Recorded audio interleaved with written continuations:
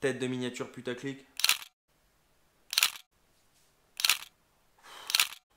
C'est parti, action. Hello les amis, j'espère que vous allez bien. Nouvelle journée, nouvelle aventure, mais pas nouveau vlog. Aujourd'hui, je vais réaliser une vidéo où je vais parler du YouTube de 2019. C'est une vidéo vraiment qui me tient à cœur parce que ça fait des semaines que j'y pense, ça fait des semaines que j'ai envie de la faire. Et la vidéo qui a sorti il y a quelques semaines, le joueur du grenier, m'a motivé encore plus à prendre ma caméra et à vous parler de ce qui se passe en ce moment. Et c'est pas que en ce moment, ça fait déjà quelques années. Donc restez bien vraiment jusqu'à la fin de cette vidéo parce que je vais vraiment aborder tous les sujets et je vais répondre indirectement à Squeezie, joueur du grenier, et Anil qui avaient fait des vidéos sur le sujet. Donc pour ceux qui ne me connaissent pas rapidement, je m'appelle Ben, ça fait 8 ans que je voyage, ça fait 3 ans que j'entretiens cette chaîne Accès Voyage. Le but c'est de partir à l'autre bout du monde, ou pas forcément, mais en tout cas de partir découvrir de nouveaux horizons, toujours en sac à dos, avec ma caméra, avec mon fameux dicton du quand rien n'est prévu, tout peut arriver, et de vous inspirer positivement, de vous montrer ce qui se fait un petit peu à l'étranger, d'aller rencontrer les gens, les cultures et tout ce qui fait le charme et la beauté du voyage. Donc avec mon dicton du quand rien n'est prévu, tout peut arriver, c'est que je construis une aventure au gré du vent, au gré des opportunités, et à chaque fois il se passe des trucs de dingue. Donc en ce moment je suis en train de diffuser la saison Mexique, Belize, Guatemala que j'ai filmé il y a quelques mois. Là on est en plein dans les épisodes Belize, il va se passer des trucs de ouf, je tease rien, mais on n'est pas là pour parler de ça quoi qu'il arrive. Là je veux réaliser cette vidéo pour parler de ce qui me tient, enfin de ce qui me fait mal en fait en ce moment sur YouTube.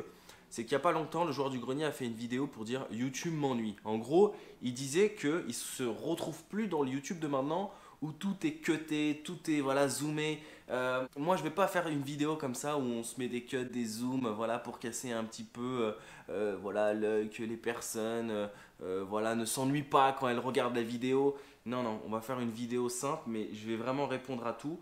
Et en gros, le YouTube de maintenant, il ne se reconnaît plus, il s'ennuie. Et pour lui, c'est vrai, hein, ce qu'il dit, c'est que avant on disait, moi je regarde YouTube, je regarde plus la télévision. On avait ce côté authentique de se dire, je regarde des trucs qui sont créés sur Internet par des créateurs indépendants. Je regarde plus les grosses productions, les trucs ultra pas réalistes qui sont où tout est organisé. C'est ça, hein, c'est la télévision. Et aujourd'hui, YouTube tangue vers ça. Et le problème de YouTube, c'est qu'aujourd'hui, il y a beaucoup de YouTubeurs. Et en fait, tout le monde veut essayer de remonter à la surface. Donc, il y en a beaucoup qui essayent de faire ce qui ne leur plaît pas, mais ce qui marche. Et je crois qu'il y a un gros problème sur YouTube. C'est surtout, depuis qu'il y a à peu près 3-4 ans, les salaires des YouTubeurs ont été dévoilés. On a l'impression qu'il y a beaucoup de gens qui ont voulu se lancer sur YouTube, mais juste pour gagner de l'argent, pour éviter de se lever le matin et aller au travail et de se dire, voilà, cool, on peut faire de l'argent sur YouTube, moi aussi j'ai envie d'essayer, voilà, j'ai pas envie de me faire chier, j'ai envie d'allumer ma caméra et j'ai envie de faire du YouTube. Mais ils avaient oublié que derrière tout ça, il y avait des mecs qui étaient créatifs, il y avait des mecs qui écrivaient des sketchs, il y avait des mecs qui avaient quelque chose vraiment à partager. Et je pense que l'argent a pourri YouTube. Et c'est ce qui est en train de se passer à l'heure actuelle quand on voit toutes les médiocrités qui sont mises en avant. Je dis pas que mes vidéos, elles sont mieux que d'autres. Je dis pas qu'elles sont moins bien. Mais je pense pas que pour 42 000 abonnés, à peu près, je mérite de faire les statistiques que je fais. Je pense que YouTube ne me met pas assez en avant et c'est vraiment décevant. Et il y a plusieurs raisons à cela. Vous allez comprendre que aujourd'hui, c'est dommage. Et je pense que ça remonte un peu à la nuit du temps, mais je pense que le YouTube d'avant n'était pas comme ça. Mais aujourd'hui, c'est vraiment la médiocrité qui prime par rapport à la qualité. Donc c'est difficile de trouver une corrélation entre la qualité, la régularité et puis d'essayer d'être mis en avant. C'est pas possible. C'est pas possible. Ceux qui arrivent à être mis en avant, c'est ou les gros youtubeurs parce qu'ils sont là depuis longtemps, ou ceux qui suivent les tendances. Et en ce moment, c'est ça ce qui se passe. C'est que tu as l'impression que ceux qui sont mis en avant, c'est ceux qui suivent les tendances. Donc on va dire qu'il y a 3 ans, c'était la mode du giga tacos. Tous ceux qui faisaient des vidéos de tacos, paf, ils étaient mis en avant. Après, il y a eu la mode des jeux à gratter, vous savez, tous ceux qui faisaient des vidéos à la con de jeux à gratter, paf, leurs vidéos cartonnées, ils étaient mis en avant. Voilà, il y a des petits modes comme ça qui se suivent. En ce moment, j'ai l'impression que c'est la mode des 24 heures challenge. Je mange 24 heures du McDo, je commande pendant 24 heures comme la personne de devant moi. Voilà, il y a aussi en ce moment la mode des micro-trottoirs. Tu préfères quoi? Longueur ou largeur? On devine vos origines. Voilà, on a l'impression que en ce moment, voilà, il y a une mode sur les micro-trottoirs. Ceux qui ont commencé YouTube il y a moins d'1 an qui font du micro-trottoir, paf, ils sont mis en avant. Donc voilà, il n'y a pas de secret, si vous voulez percer, faites ce que YouTube veut que vous fassiez. C'est ça. YouTube veut par moment que vous fassiez des trucs, il faut le faire. Moi je me suis rendu compte à mes dépens que je faisais du voyage. Et bizarrement, alors j'ai toujours mangé de la street food, hein. Attention, en voyage ça a été toujours pour moi un moyen de me nourrir. Et vous verrez les voyageurs en sac à dos, ils adorent la street food. Mais quand j'ai commencé à me diversifier, au moment où la food était un sujet tendance et j'ai commencé à faire des vidéos de food, et bah j'ai remarqué que ma chaîne, pouf, elle prenait une autre dimension. Et je trouve ça dommage, même en ce moment je suis en train de poster des super vidéos, de devoir appeler à chaque fois mes vidéos par un titre de food pour faire des vues. Et ça me fait chier franchement, parce que dans mes vidéos il se passe pas que ça, et j'ai pas envie d'être catalogué comme juste un mec qui bouffe, alors qu'au contraire dans mes vidéos il y a un condensé d'aventures, de rencontres. Là, comme quand j'étais à Belize City où je dormais chez un Bélisien, je vous montre un petit peu la vie à la Bélisienne dans les quartiers où les touristes ne vont pas en fait, c'est pas des quartiers touristiques. Mais comme on a mangé du poulet frit, parce que c'est un peu la spécialité du Belize, etc., avec le fameux rice and beans, et que moi je rigole, dis c'est un peu le KFC, bah j'ai dit, bah tiens, on va surfer un petit peu sur le mot KFC, sur la notoriété du KFC. Je teste le KFC du Belize, et paf, on a fait à peu près 4000 vues. Ce qui est ouf, parce qu'en ce moment je fais plus de vues, hein. J'ai 41 000 et quelques abonnés, je fais plus de vues. En fait, j'ai eu une belle période à peu près entre juin et juillet là, de cette année, où j'ai passé la barre des 40 000 abonnés. Donc il y a eu la saison USA, il y a eu pas mal de burgers et tout. Il y a eu un street food tour en Bolivie. Je pensais pas du tout que ça allait buzzer comme ça, mais ça a bien marché et ça m'a fait passer la barre des 40 000 abonnés. Et puis après, donc c'était pas mal. Entre juillet, on faisait des statistiques assez raisonnables. Et puis donc août, j'ai fait une petite bêtise, j'ai pas posté de vidéo. Et puis arrivé en septembre, je préparais les vidéos Mexique, Belize, Guatemala. Et arrivé en septembre, paf, on diffuse la nouvelle saison. Et là, c'est casse-gueule quoi. Plus de vues, rien. Comment un mec qui a 41 000 abonnés, faut m'expliquer, comment quelqu'un qui a 41 000 abonnés ne fait même pas 1000 vues? C'est chaud. Qu'on me dise que je fasse, allez, 5 000, 6 000 vues, je me dirais c'est raisonnable. On prend des youtubeurs qui ont des millions d'abonnés. Par exemple, Thibaut Inchep, il a 6 millions d'abonnés. C'est pas parce qu'il a 6 millions d'abonnés qu'il va faire 6 millions de vues. Il va faire 1 million de vues, 2 millions de vues, 3 millions de vues. Donc où ils sont les autres 3 millions, on ne sait pas. Donc moi c'est pareil, c'est pas parce que j'ai 41 000 abonnés, je vais faire 41 000 vues ou 200 000 vues. Alors ça peut arriver qu'il y ait des vidéos qui buzzent et que je fasse plus de vues que mon nombre d'abonnés. Mais on va dire qu'il y a toujours un nombre d'abonnés qui sont toujours là. Et moi, bizarrement, des fois, je peine à passer les 1000 vues. Et il y a plein de problèmes par rapport à ça, justement. Donc c'est là où je vais en venir.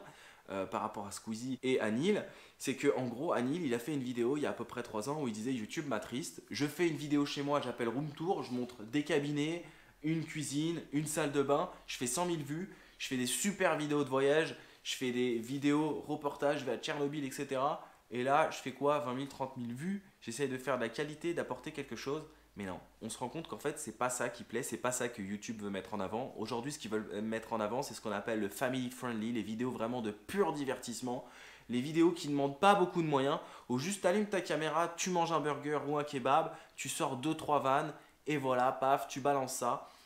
Et je trouve ça dommage. Et même en termes, on va dire, je trouve que pour un créateur de contenu, il n'y a rien de plus médiocre que de devoir se creuser la tête, à se faire chier, à trouver des miniatures aguicheuses pour que les gens aient envie de regarder, se faire chier à se creuser, à trouver des titres de ouf. Moi, je serais le plus heureux du monde, mais vraiment le plus heureux du monde, si mes vidéos, je pouvais l'appeler Mexique épisode 1, Mexique épisode 2, Mexique épisode 3. Et en mettant juste des miniatures banales ou qui représentent bien la vidéo du jour, ou quand j'ai visité une ville, paf, je vous montre Bacalar au Mexique, ou tiens, je dors chez une famille brésilienne, une bélisienne, c'est pas une famille brésilienne, enfin bref, c'est le Belize, hein, pas le Brésil. Mais du coup, je rêverais de pouvoir mettre ce genre de titre avec juste une belle photo, mais sans devoir me creuser la tête à chaque fois, et ça c'est chiant aussi. Je me rends compte que, bizarrement, aujourd'hui, ce qui prime, donc c'est la médiocrité, et c'est aussi les titres de merde, concrètement, c'est le voyeurisme. Moi, je ne fais pas de titres putaclic, voilà, on va être franc. Pour moi, le putaclic, c'est le mensonge. C'est-à-dire, je tourne une vidéo et le titre, je vais l'appeler avec un truc qui n'a rien à voir ou dans la vidéo, il ne s'est pas passé ça du tout. Par contre, oui, effectivement, j'ai été obligé de tomber dans ce qu'on appelle les titres aguicheurs. C'est-à-dire que je vais toujours trouver un titre drôle en fonction de la destination et en fonction de ce qui s'est passé dans mon épisode. Un exemple, lorsque j'étais en Argentine, alors je pensais pas du tout que cette vidéo allait buzzer, mais j'ai appelé une vidéo « Cette Argentine m'invite dans son jacuzzi, une journée de malade ». Et en fait, qu'est-ce qui se passe? C'est que Je pars d'un endroit, je fais de l'autostop et tout, je vis voilà, une petite aventure en autostop. J'arrive dans une ville qui s'appelle Calafate.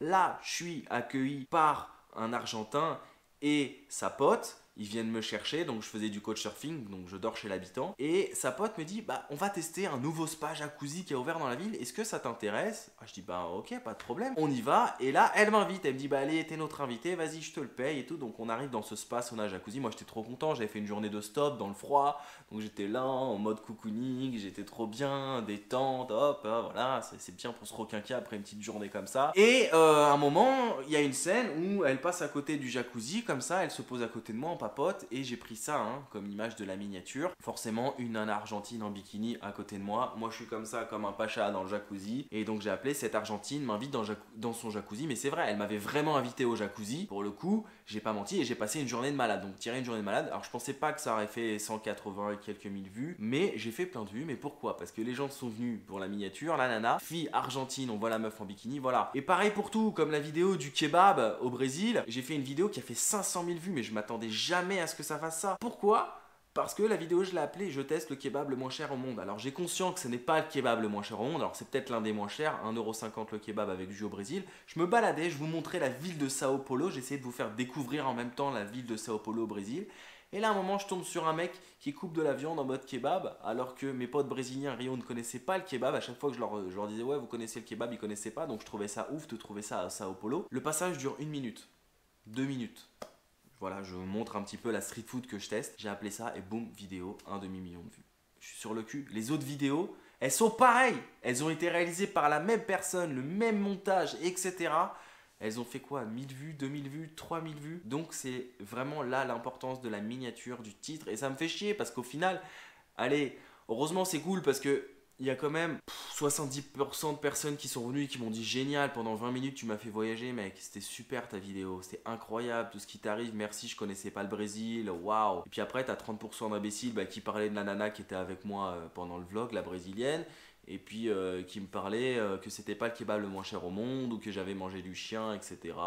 Bon, toujours des commentaires à la con. Fallait s'y attendre, je pensais pas que ça aurait fait autant de vues, mais bon, c'est cool, ça m'a rapporté quand même des abonnés. Mais après, le truc, c'est que j'ai l'impression que ces gens ne reviennent plus sur les suivantes. C'est ça aussi qui est un peu triste. C'est un peu le contre-coup de se dire, bah c'est cool, on gagne beaucoup d'abonnés, mais au final, bah, ils reviennent pas. Du coup, maintenant, on va parler de Squeezie. Alors, Squeezie, lui, en gros, il y a 3 ans, il avait fait une vidéo pour dire tout simplement. Voilà, il y avait les problèmes sur YouTube, vous savez, avec les notifs, avec les likes, plus on met de likes, plus l'algorithme nous référence, etc. Ouais, il y a un gros problème effectivement avec les notifs, les désabonnements. Et ce qui se passe, c'est que moi, il y a beaucoup de personnes qui ont été désabonnées de ma chaîne à leur insu. Donc quand c'est une ou deux personnes, on se dit bon, elle peut avoir cliqué sans faire exprès. Mais quand c'est une vingtaine de personnes qui vous écrivent sur Instagram ou sur les autres réseaux pour vous dire je comprends pas, j'ai été désabonné de ta chaîne. Quand c'est des gens vraiment proches de toi, pas que des abonnés que tu n'as jamais vus, qui te disent j'ai été désabonné de ta chaîne, tu te dis qu'il y a un problème. Donc il y a un abonné, il m'a dit est-ce que tu peux créer YouTube? Je l'ai fait.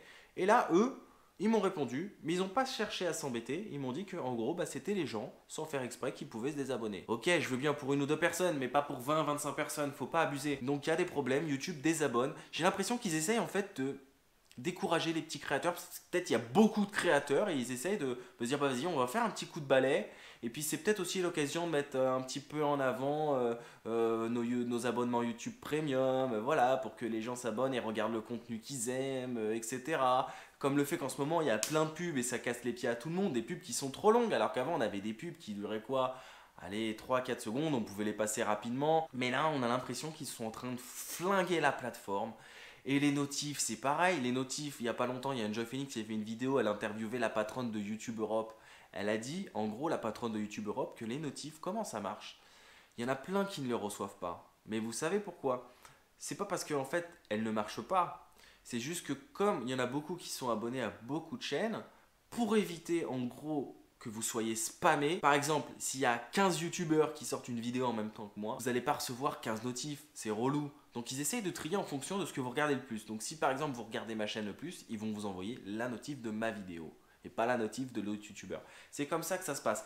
Mais en gros, il y a plein de problèmes, les notifs, les désabonnements. Même je constate que par exemple, je comprends pas. J'ai 41 000 abonnés. Et je constate qu'il y a à peu près 70% de personnes qui ne sont pas abonnées, qui regardent mes vidéos. Donc en gros, il n'y a que 30% d'abonnés qui regardent mes vidéos. Il se passe des trucs bizarres. Et ça me saoule parce qu'à côté de ça, j'essaye d'apporter un contenu qui est authentique. Et ça même, ça m'embête de faire ce genre de vidéo parce qu'on a l'impression que je me plains, mais non, je me plains pas, j'essaie juste d'expliquer la réalité et la tristesse des choses. On était sur une plateforme qui était créative, sur une plateforme où on pouvait apporter des messages, mettre en avant quelque chose. Je me souviens, il y a Norman, il y a 4 ans, il faisait une interview et on lui disait qu'est-ce que tu pourrais conseiller aux jeunes youtubeurs qui démarrent. Il disait ayez un concept. Mais ça aujourd'hui c'est faux, c'est pas vrai, ça n'existe plus. Ça n'existe plus. Tu peux avoir le meilleur concept du monde. Aujourd'hui, en fait, il y a tellement de youtubeurs que personne ne regardera ton concept. Si t'as pas un titre, moi quand j'avais lancé le concept des défis et des villes, donc partir dans un endroit, réaliser un défi qui est en rapport avec la culture du pays, comme par exemple partir au Sénégal, essayer de construire une aventure et de trouver des mecs pour faire de la lutte sénégalaise, etc. Mais personne n'aurait regardé ça, je me serais fait chier à aller jusque dans un pays pour essayer de monter une aventure que personne n'aurait regardé parce qu'aujourd'hui ça marche pas comme ça YouTube. YouTube va mettre en avant ce qu'il veut, va mettre en avant les contenus qu'il veut, les contenus qui plaisent. YouTube c'est une entreprise aujourd'hui, il faut pas oublier que c'est une entreprise. Et une entreprise, c'est quoi la définition d'entreprise? Une entreprise, ça a pour but de faire du profit. Donc ils sont là pour gagner de l'argent grâce aux pubs qu'ils vous mettent, grâce voilà, à tout ce qui se passe. Ils sont là pour faire du fric. Donc ils vont mettre les contenus qui sont susceptibles de faire le plus de fric ou les contenus qui rapportent le plus de fric à l'heure actuelle. Et c'est quoi? C'est toutes les modes de H24, j'ai mangé du McDo pendant 24 heures, voilà, tous les contenus micro-trottoirs. Et moi j'ai fait le test, il y a 3 ans j'ai fait la vidéo du Gigatacos sur ma chaîne, je me suis pas trompé. C'est une vidéo qui a fait beaucoup de vues, qui m'a rapporté des abonnés. Mais à côté de ça, c'est l'une des vidéos les plus nulles de ma chaîne. Les plus nulles de ma chaîne. À côté de ça, j'ai des vidéos de voyage magnifiques que personne ne regardera jamais. Parce qu'aujourd'hui, elles sont enfouies comme ça dans une masse de vidéos et elles n'auront plus jamais l'occasion de remonter à la surface et peut-être voilà, d'aider des gens, de faire découvrir un petit peu mon univers aux personnes. Et ça, tout ça, ça m'attriste. Et il y en a plein qui me disent ouais, mais tu devrais contacter des grands youtubeurs pour te faire aider. Mais ils s'en battent les couilles, ils s'en foutent. J'en ai rencontré plein des grands youtubeurs, je vais pas citer des noms, ça sert à rien. Il y en a même, je les ai rencontrés 3-4 fois, ils s'en foutent. Ils s'en foutent. Il y a le seul qui m'a filé un petit coup de pouce au début et je lui avais rien demandé du tout, c'était Florian Honner.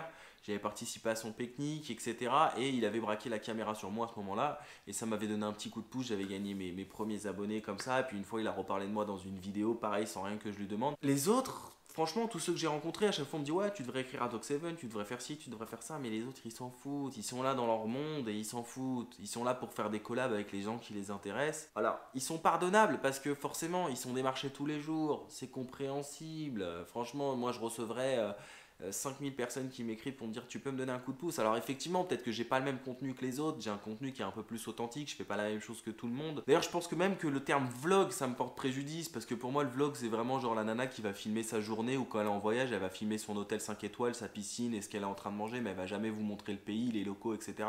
J'ai même l'impression que ça me porte préjudice. Mais voilà, en gros, les gros youtubeurs, ils s'en foutent, ils reçoivent plein de demandes, donc c'est normal qu'ils peuvent pas dire oui à tout le monde, et puis ils sont là pour faire des collabs avec les gros youtubeurs en fait. Moi, quand j'arrive et que je rencontre des gros youtubeurs, voilà, j'ai pas envie de citer de nom parce que je suis pas là pour foutre la merde, mais quand je rencontre des gens qui ont 1 million, 2 millions d'abonnés, voire même ne serait-ce que 500 000 abonnés, ils s'en foutent de vous, ils sont là pour faire des collabs avec des gens qui ont autant d'abonnés d'eux, des gens qui peuvent leur rapporter quelque chose, pas moi. Alors j'essaie de me mettre à leur place parce que voilà. Je me dis, il faut pratiquer l'empathie, se dire, si j'étais à leur place, qu'est-ce que je ferais? C'est vrai que je pourrais pas aider tout le monde, donc ils ont forcément déjà aidé des gens et ils peuvent pas aider tout le monde. Mais c'est chiant parce que si juste le système nous mettait plus en avant, ou ne serait-ce que dans l'onglet créateur à découvrir, ou une fois peut-être dans l'onglet tendance, parce que peut-être il y a des vidéos que je peux appeler avec des titres un peu tendance. Mais non, en fait, il n'y a rien de tout ça, il y a rien de tout ça. Aujourd'hui, on est dans une machination. Et je sais, et sincèrement, je vous le dis, hein, si les 100 000 abonnés, si je les voulais, je les aurais déjà eu depuis longtemps. C'est pas le problème. Avec des trucs qui me plaisent pas, et c'est pas ce que j'ai envie de faire. Et ça me fait chier à chaque fois de me voir creuser les méninges pour appeler mes vidéos avec des titres à la con qui représentent pas mes vidéos et ça me saoule. Mais aujourd'hui, ça marche comme ça. Alors je suis désolé pour ceux qui à chaque fois sont surpris, ils me disent ouais, mais qu'est-ce que c'est que ce titre? Mais j'ai pas le choix en fait. J'ai pas le choix. Déjà que je fais pas de vues, voilà, j'ai pas d'autres moyens. Grâce à ces titres, il y a des personnes qui ont découvert ma chaîne et peut-être il y a d'autres personnes qui continueront à en découvrir. Mais même en ce moment, ça fait 3 mois que ma chaîne n'a pas évolué. Donc depuis le mois de septembre, ma chaîne dégringole. Je ne gagne pas d'abonnés. J'étais à 41 630, je redescendais à 41 605, puis je remontais à 620, puis je redescendais à 619. C'était en dents de scie. Alors là, je suis à 41 700, un peu plus. Je sais pas ce qui s'est passé depuis quelques jours, j'ai un peu augmenté, mais avant je gagnais quoi, 10-15 abonnés par jour, c'était pas mal, une vingtaine. J'avais des vidéos parfois qui buzzaient un peu, je gagnais des abonnés, mais là, voilà, il se passe plus rien, ma chaîne elle dégringole. Je gagne plus d'abonnés, j'ai plus de vidéos. Même les vidéos qui marchaient bien à l'époque, les vidéos street food. Là, j'ai fait des vidéos street food où je vous montre un petit peu les taquerias, les vrais tacos du Mexique, etc. Je pensais que ces vidéos, eh ben justement, allaient un petit peu remonter les statistiques de la saison. Alors, c'est pas des vidéos que j'ai faites parce que je savais que entre guillemets elles avaient du potentiel. Je les ai faites aussi parce que je les aime. Alors je sais que derrière il y a du potentiel parce que c'est ce qui m'a fait un petit peu, c'est ce qui m'avait mis un peu en avant les vidéos street food. Mais d'un autre côté, moi j'adore la street food, j'ai toujours mangé ça en voyage. Voilà, je veux pas le répéter, ça sert à rien. Donc je vous montrer un petit peu la street food du Mexique, la street food du Belize. Et je pensais que ça aurait fait peut-être plus de vues, que ça aurait pu remonter un peu les statistiques de la saison, mais non. Ça ne marche même plus. Là, on est sur d'autres tendances. C'est fini la mode du tacos et compagnie. Je vous ai dit, on est sur les tendances des micro-trottoirs et tout ça. Et voilà, si je veux réussir, bah, moi aussi, il faut que je fasse comme tout le monde. Mais ça me fait chier, j'ai pas envie de faire ça. J'ai pas envie de faire ça et j'ai pas envie de sucer les boules de tout le monde pour gagner des abonnés, pour gagner des vues, ça me gonfle. Donc je suis démotivé, je veux pas le cacher, voilà. Moi, je vais terminer la saison parce qu'il y a des gens qui me suivent, il y a des gens qui m'envoient au quotidien et d'ailleurs, je voudrais les remercier, tous ceux-là, tous ceux qui m'envoient des messages à chaque fois pour me dire que mon contenu est cool, que mon contenu est authentique, que j'arrive à les motiver, même pour certains. J'ai réussi à motiver certains à prendre leur sac à dos, à prendre leur courage à deux mains et partir au bout du monde, découvrir les merveilles du monde.